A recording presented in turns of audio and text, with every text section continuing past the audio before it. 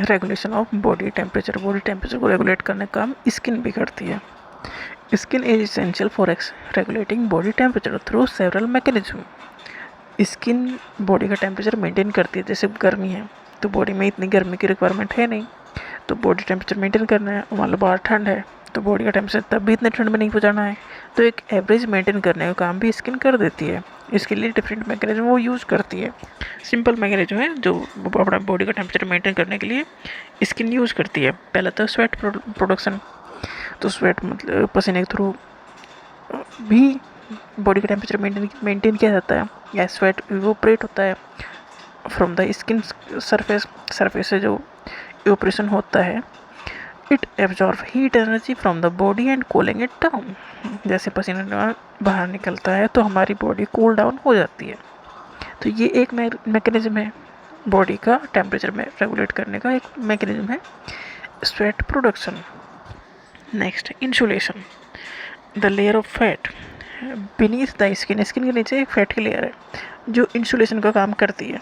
मतलब जो बॉडी की हीट है उसे बाहर जाने से रोकती है, क्योंकि बहुत ज़्यादा ठंड में अगर एकदम ठंडे अगर हम हो गए, हमारी बॉडी का एवरेज टेम्परेचर जो मेंटेन है वो नहीं रहा, तो हम ख़त्म हो जाएंगे, मर जाएंगे।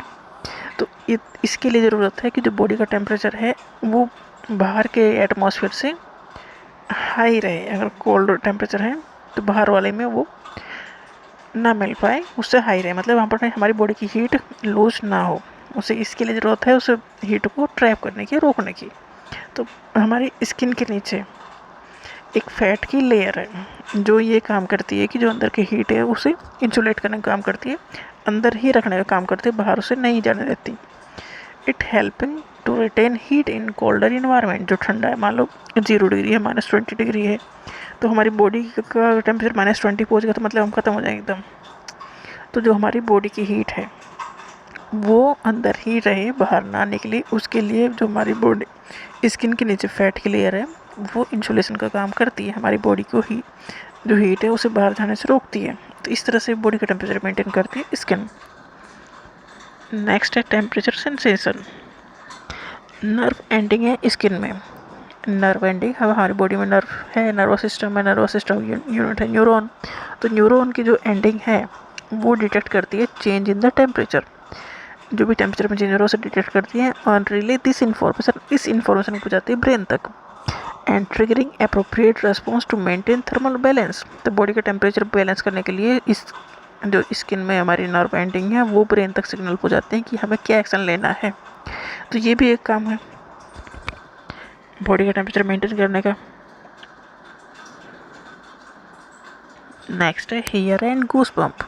जो टाइनी मसल्स हैं जो हमारी एयर्स अटैच्ड है हेयर फॉलिकल से, वो कॉन्ट्रैक्ट हो जाती है, causing hair to stand up.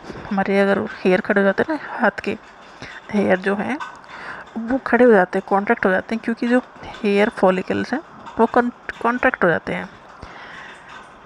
This response traps a layer of air close to the skin. इसकी वजह से जो एयर है वो वहाँ पर ट्रैप हो जाती है, वो जो प्रोवाइड करती है additional insulation in cold condition. Cold जब हमें ठंड लगती है ना, हमारे हेयर जो बॉडी के हेयर हैं वो खड़े हो जाते हैं, मतलब हमारे जैसे हाथ पे हल्के हल्के हेयर हैं तो वो ठंड में खड़े हो जाते हैं। तो वो क्या करते हैं, जो उनके बीच की एयर है उसे ट्रैप करने का काम करती है, और ये एयर भी एक इंसुलेशन का काम करती है जिससे कि हमारी बॉडी का टेम्परेचर मेंटेन रहे।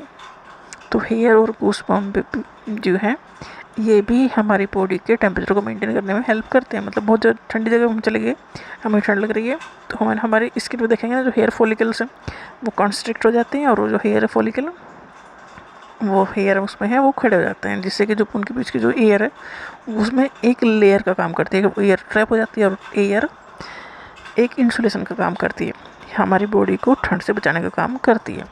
नेक्स्ट है vasodilation and vasoconstriction during heat exposure. Vasodilation increase blood flow to the skin. जब हमें गर्मी लगती है तो ब्लड फ्लो स्किन के लिए बढ़ जाता है, allowing heat to dissipate into the environment and in cold condition.